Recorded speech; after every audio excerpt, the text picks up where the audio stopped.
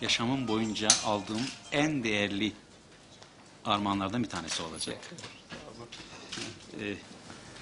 19 Haziran 1971. Ben de 26 Mart 1971'de doğmuştum. Yani bir 80-83 günlük bir bebektim. İsmail Hocam tutuklanmıştı. Bugün bizim savunmuş olduğumuz değerlerden dolayı, İsmail Hocam fikirlerinden dolayı tutuklanmıştı. İlk 1996 yılında hocamı Bursa cezaevinde ziyarete gitmiştim.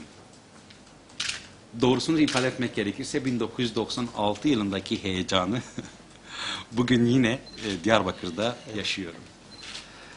Bu heyecanı tekrar bize yaşatmış olduğunuz için hocam, içtenlikle teşekkürlerimi, şükranlarımı iletmek istiyorum.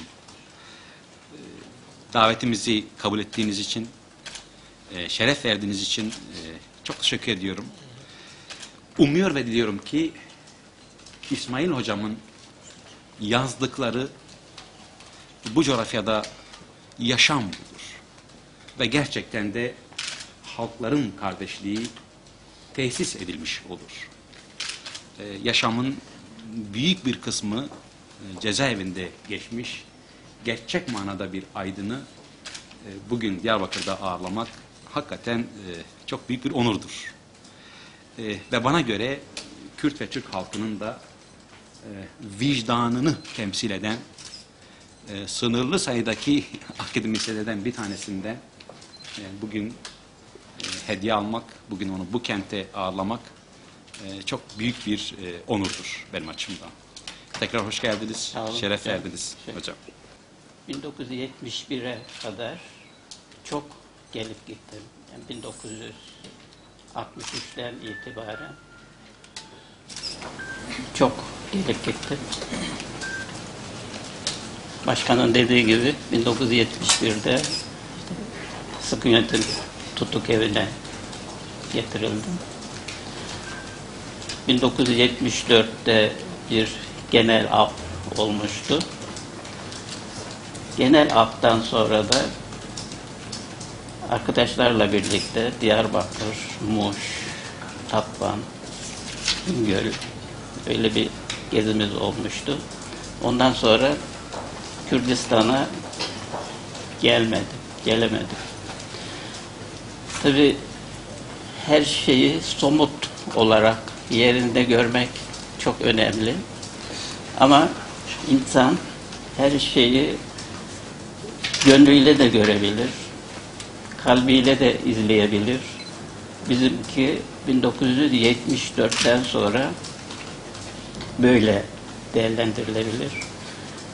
Kürdistan'a gelmedim ama gönlümüzle, kalbimizle olanları, bitenleri izlemeye çalıştık. Yaşananları izlemeye çalıştık. Dilerim bundan sonra daha sık gelişimiz olur. Ayşe Şan biyografisi. Teşekkür ederim. Kürtçenin yasak olduğu dönem içerisinde Ayşe Şan çok büyük önemli. katkılar sunmuştu. Bu da aynı şekilde yine Kakşar Oramar tarafından Büyükşehir Belediye'miz için hazırlanan Aram Tigran. Bunları armağan etmenin nedeni yasaklı olan bir atmosferden belki bir kelimesi için insanların cezalandırıldığı bir mücadele safhasından bugün Diyarbakır Büyükşehir Belediyesi'nin yayınları haline geldiği aşamayı ifade etmek adına ve ödemiş olduğunuz bedellerin boşa gitmediğinin ispatı olarak takdim etmek istedim. Bir de lütfen yazmaya devam edin. Kalem. Derdimizi kalemle ifade ediyoruz. Teşekkür ediyorum.